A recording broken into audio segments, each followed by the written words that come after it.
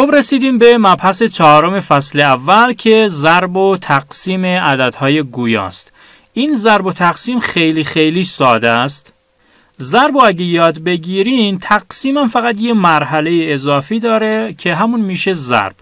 خب من میخوام رو خود مثالها براتون توضیح بدم که قراره چی کار کنیم. خب 2-3 مثال رو حل کنیم، قشنگ دستتون میاد. اینجا منفی 3/4 داریم، ضرب داره مثبت 5/7. اولین چیزی که باید بهش توجه کنیم اینه که این علامت ها رو تکلیفش رو مشخص کنیم. منفی در مثبت میشه چی؟ منفی. ما این جدول ضرب علامت ها رو همون جلسه اول هم براتون مرور کردیم و تو سال هفتم هم داشتیم. خب مثبت در مثبت همیشه میشه چی؟ مثبت. بعد مثبت در منفی میشه منفی، منفی در منفی میشد مثبت و بالاخره منفی در مثبت میشه چی؟ منفی.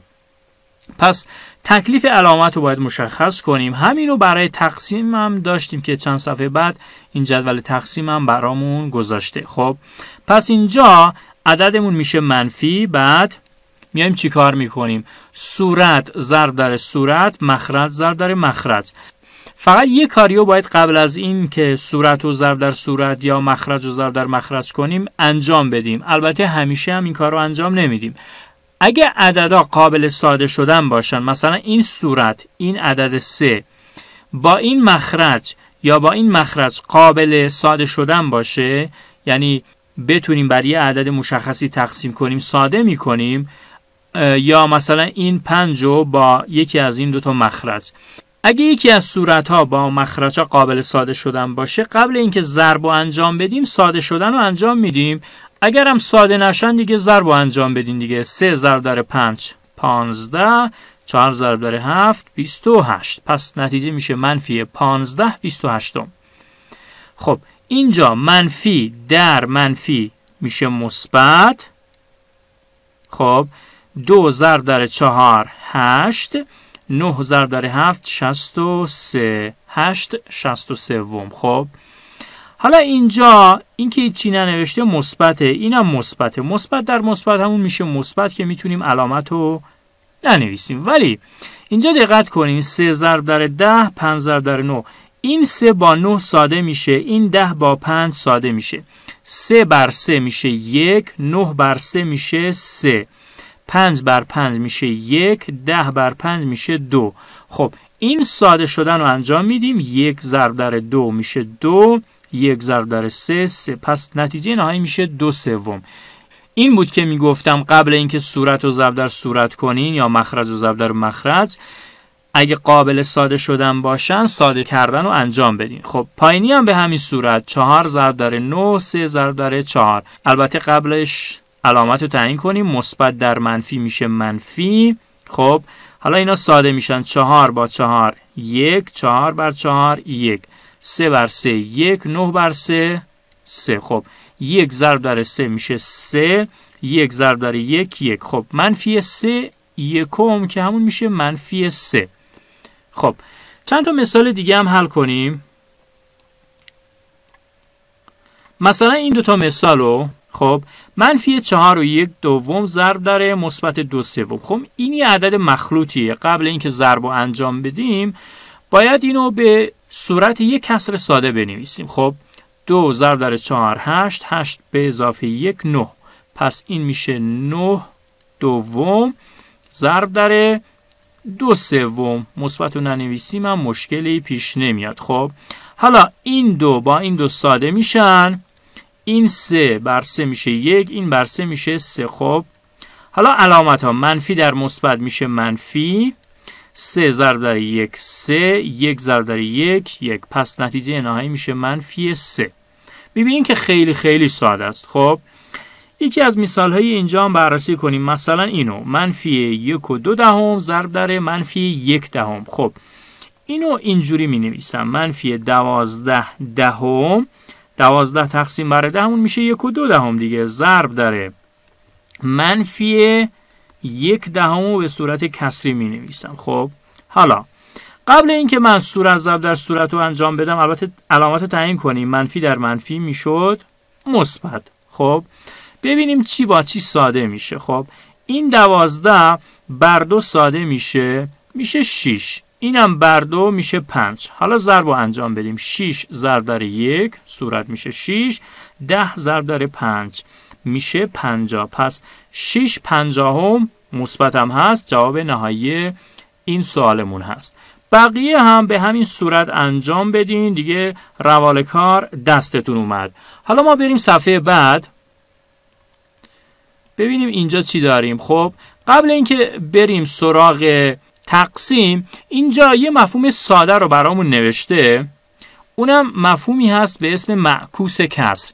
وقتی میگیم یه کسری رو معکوس کنین یعنی جای صورت با مخرج عوض شود. منظورش اینه یعنی مخرج بره صورت، صورت بیاد مخرج. مثلا 2/3 معکوسش میشه 3/2. اینجا چند تا مثال برامون گذاشته. -3/5 -5/3. ببین علامت رو عوض نمی کنیم. این معکوس با قرینه فرق داره. قرینه نیست قرینه علامت ها عوض می شد. خب مثلا -3/5 قرینش می شد مثبت 3/5. ولی اینجا معکوس -3/5 میشه -5/3. تفاوت ها رو داشته باشین. 2/7 خب میشه 7/2 چون مثبته نمی نویسم. -3 خب این 3/1 هست دیگه میشه -1/3. مثبت 7/3 مثبت 3/7 معکوسش. خب دستتون اومد دیگه. -1 همون میشه -1. خب پس اینو در نظر داشته باشیم. حالا برای تقسیم باید چی کار کنیم؟ تقسیم در اصل همون ضربه، فقط باید یه کاری رو انجام بدیم. این مثال رو دقت کنین. مثبت 2/3 تقسیم بر -5/7. تقسیم اعداد گویا چجوری روالش؟ خب ما باید بیایم کسر اول رو مثل خودش می نویسیم. بعد تقسیم رو تبدیل می کنیم به ضرب. ببین این تقسیم شده ضرب. بعد کسر دوم، کسر شماره 2 که اینجا -5/7 میشه 7/5. یعنی معکوسش باید نوشته بشه. کلا همینه. وقتی کسر دوم معکوس کردیم دیگه همون ضرب دیگه. این همون چیزی که تا حالا بررسی کردیم. این دو تا مثال پایین رو ما بررسی کنیم. -6 تقسیم بر 35. البته -6 35 بخونیم بهتره. تقسیم بر -8 21. خب -6 35 رو می نویسم. تقسیم تبدیل میشه به ضرب. کسر دوم معکوس میشه -8 21 میشه -21 8. تموم شد. از اینجا به بعد دیگه شد ضرب. ضرب رو چی کار میکردیم؟ صورت ضرب در صورت، مخرج ضرب در مخرج. ولی اگه قابل ساده شدن بودن قبلش ساده کردن رو انجام میدادیم. خب منفی در منفی که میشه مثبت. حالا ببینیم چی با چی ساده میشه. خب این با 7 ساده میشه 3. این با 7 ساده میشه 5. خب یعنی 21 و 35 هر دوشون همزمان بر 7 قابل تقسیم هستن. 6 بر 2 میشه 3. 8 بر 2 میشه 4. خب الان دیگه ضربه رو انجام میدم. 3 ضرب در 3 بعد 5 ضرب در 4. پس نتیجه نهایی میشه مثبت 9/20. این تقسیمی که اینجا داریم. یه خورده بیایم پایین تر. این مثال هم بررسی کنیم. حالا پایین می نویسم. کسر اول رو می نویسم. -15/12 مثل خودش. تقسیم باید تبدیل بشه به ضرب.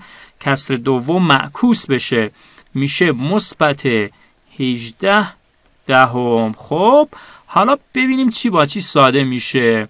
این 15 بر 5 بخش پذیره. پس میشه 3. این بر 5 بخش پذیره میشه 2. این 12 و 18 هم همزمان بر 6 قابل تقسیم هستن. این بر 6 میشه 3. این بر 6 میشه 2. خب ببین فقط صورت رو با مخرج ها میتونیم ساده کنیم. دیگه نبینم کسی این مخرج رو با این مخرج ساده کنه. مخرج با مخرج یا صورت با صورت قابل ساده شدن نیستن. صورت با مخرجا، صورت با مخرجا. خب حالا ضرب رو انجام بدیم. منفی در مثبت منفی. 3 ضرب در 3 9. 2 ضرب در 2 4. پس نتیجه نهایی میشه -9/4. خب این کادر زرد رنگ هم دقت کنین، صفر تنها عددی است که چی ندارد؟ معکوس ندارد. هم صفر و هم معکوس میتونه به عنوان جای خالی توی امتحان بیاد. بعضی از سوالاتمون که جای خالی هست از این کادرها ما استفاده میکنیم. پس اینجا هم صفر میتونه به عنوان جای خالی بیاد. مثلا یه سوال اینجوری بیاد: جای خالی تنها عددی است که معکوس ندارد. خب چه عددیه؟ صفر دیگه، چون کسری که مخرج آن صفر باشد تعریف نشده است. تو جلسه دوم این فصل بهتون گفتم تو ریاضیات یه همچین چیزی نداریم. عدد بر صفر این تعریف نشده است. تعریف نشده. اونجا هم بهتون گفتیم که اعداد گویا مخرجشون نباید صفر بشه.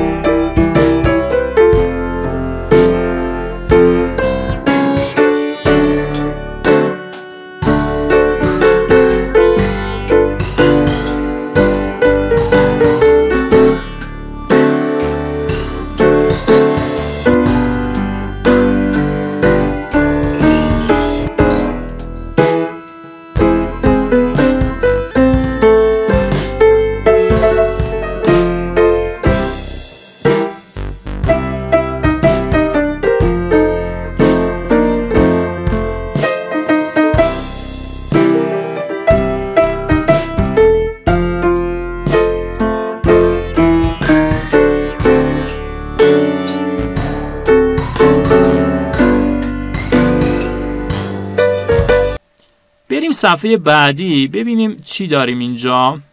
چند تا مثال رو بررسی کنیم.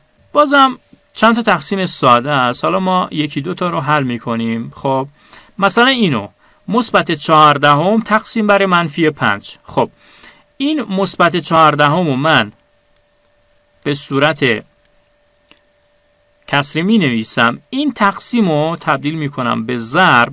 بعد این منفی 5 در اصل منفی 5 یکم هست دیگه. معکوسش میشه چی؟ منفی 1 پنجم.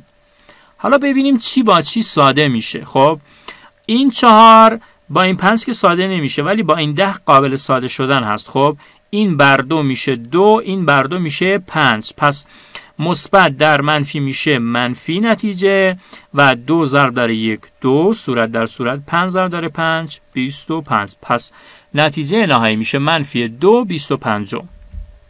بازم این مثال هم مثل قبلی هست. منفی 18 رو کسری می نویسیم. تقسیم باید بشه ضرب. این 4 یکمه میشه 1 چهارم. خب ببینیم چی با چی ساده میشه.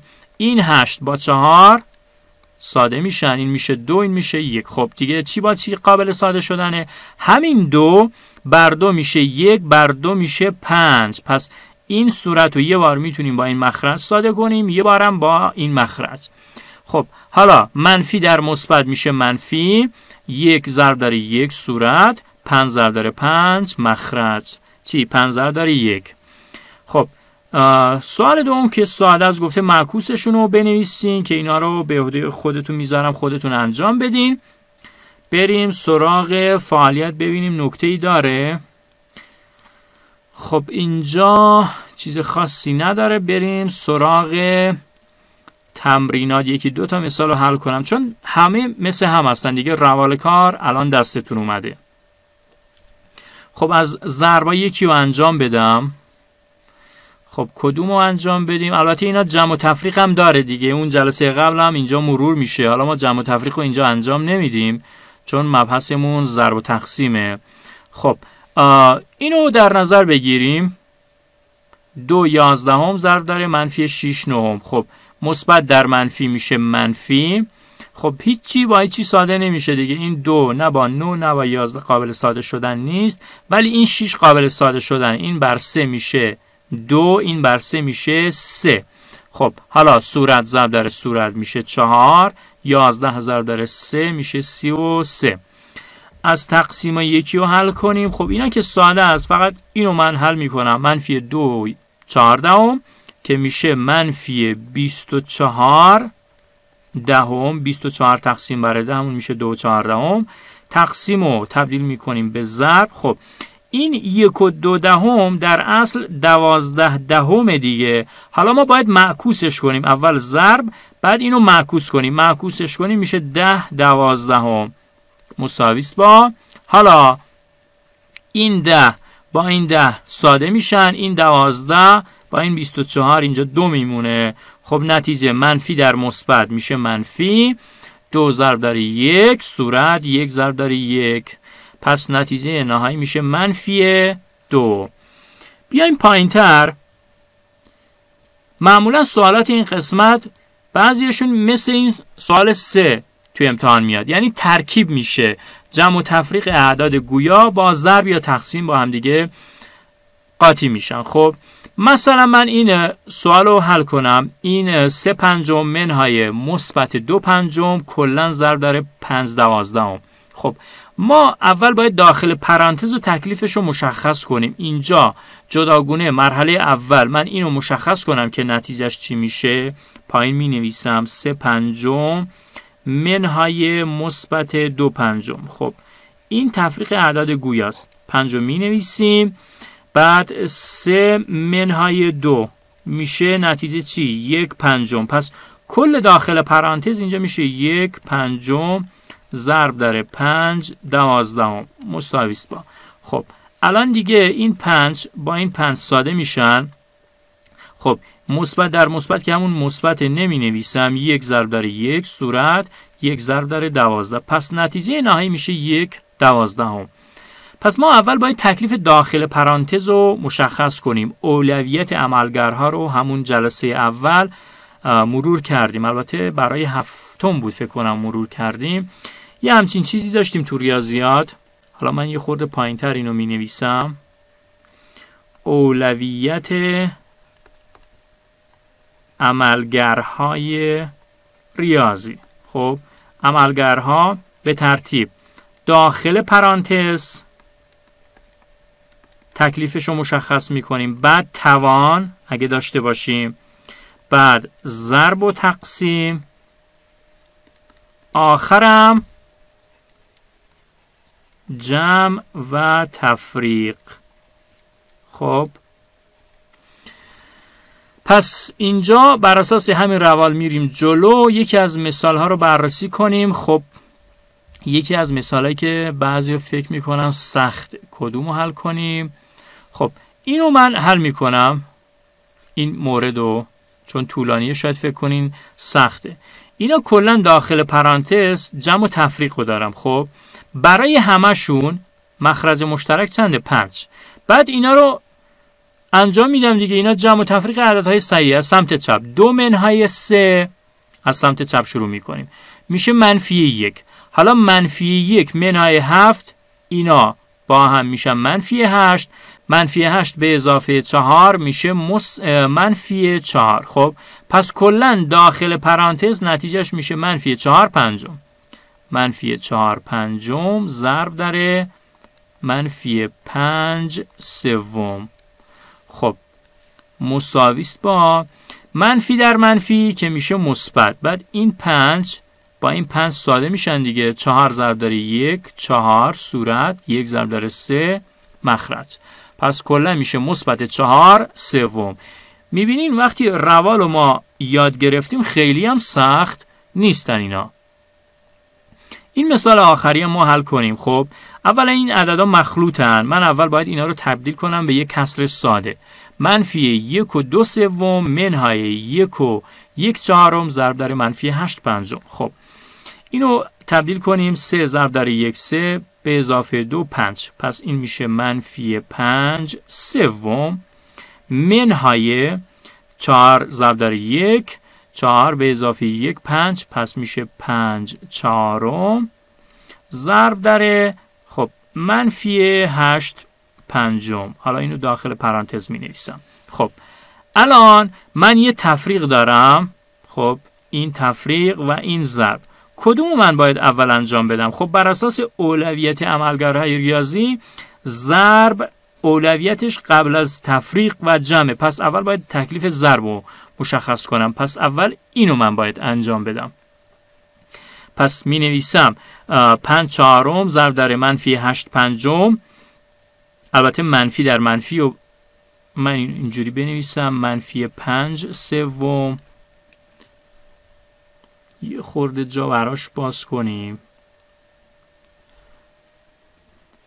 خب این منفی 5 سوم رو اول می نویسم، بعد این ضرب رو انجام میدم. منفی در منفی میشه مثبت. حالا ببینیم چی با چی ساده میشه. اصلا قابل ساده شدن هستن. بله این 5 بر 5 میشه 1، اینم میشه 1. خب 5 با 5 ساده میشه. بعد این 4 با این 8 قابل ساده شدن هستن. پس نتیجه این ضرب میشه 1 ضرب در 2، صورت میشه 2، مخرجم میشه 1، 1 ضرب در 1. خب حالا تنها یه جمع ساده مونده دیگه، منفی 5 سوم به اضافه 2 یکم. خب مخرج مشترک 3 تقسیم بر 3 1، 1 ضرب در 5 5. ولی چیه اینجا؟ منفی، پس میشه منفی 5. 3 تقسیم بر 1 3 ضرب در 2 6. چی هم هست؟ مثبت 6. حالا نتیجه نهایی میشه چند؟ مخرج که قطعا 3 هست، منفی 5 به اضافه 6 میشه مثبت 1 یا همون 1 سوم. پس میبینیم که جمع و تفریق و ضرب و تقسیم عددهای گویا با هم ترکیب شدن و یه همچین سوالاتی برای ما درست میشن. این جلسه ما ضرب و تقسیم رو بررسی کردیم. برای ضرب و تقسیم خب ضربمون که خیلی ساده بود، گفتیم صورت ضرب در صورت، مخرج ضرب در مخرج. ولی قبل اینکه این صورت ضرب در صورت و مخرج ضرب در مخرج رو انجام بدیم، علامت رو تعیین می‌کنیم بر اساس این جدول تعیین علامت ها که هم برای ضرب هم برای تقسیم یکی بود. بعد قبل اینکه ضرب رو انجام بدیم می اومدیم اگه قابل ساده شدن بودن صورت با مخرج ها ساده کردن رو انجام میدادیم، بعد میرفتیم سراغ ضرب نهایی. برای تقسیم فقط یک کار رو اضافه بر اون ضرب انجام میدادیم، اونم این بود که کسر دومو باید معکوسش میکردیم و تقسیم تبدیل میشد به چی؟ به ضرب. کسر اول رو مثل خودش مینوشتیم، تقسیم میشه ضرب و کسر دوم معکوس میشد. بعد دیگه همون میشد ضرب که مفصل بحثشو کردیم. خب این فصل دیگه کلا تموم شد. این جلسه ضرب و تقسیم بود، جلسه قبل جمع و تفریق و جلسه قبل از اونش معرفی عددهای گویا رو داشتیم و قبل از اونم مرور عددهای صحیح بود.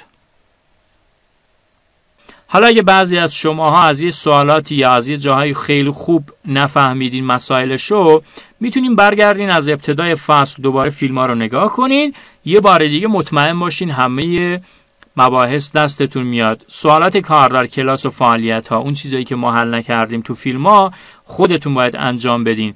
تمرینات هم باید تو دفتر بنویسین و حلشون کنین. اگر هم از تمرینات یا کار در کلاس ها سوالی رو نفهمیدین، میتونین از طریق شات سوال بپرسین. مثلا بگین آقا سوال 3 صفحه مثلا 7 من نفهمیدم، میشه برامون حل کنی؟ بعد من میام یه فیلم جداگونه برای فصل اول درست میکنم آخر. خب بعد اینکه کلا سوالات جمع شد اون سوالات رو بررسی میکنیم. یا مثلا یکی تو تمرینات مشکل داره، میگه آقا من مثلا تمرین فرض کنیم کجای تمرین پیدا کنیم، خب مثلا صفحه 13 ما تمرین داشتیم، اگه یکی از این سوالات رو مثلا نفهمیدی، فرض کنیم یکی از شاگردامون سوال 1 مثلا اینو نفهمیده، خب میگه آقا من صفحه 13 فلان سوالو خوب متوجه نشدم، من یه فیلم جداگونه برای رفع اشکال میتونم براتون درست کنم. ولی قبل اینکه سوال بپرسین این قدم تنبلی نکنین، یه بار دیگه فیلم ها رو مرور کنین، ببینین بعد از مرور فیلم آیا بازم مشکل دارین، در اون صورت بیاین سوال بپرسین. جلسه بعد میریم سراغ فصل دوم کتابمون.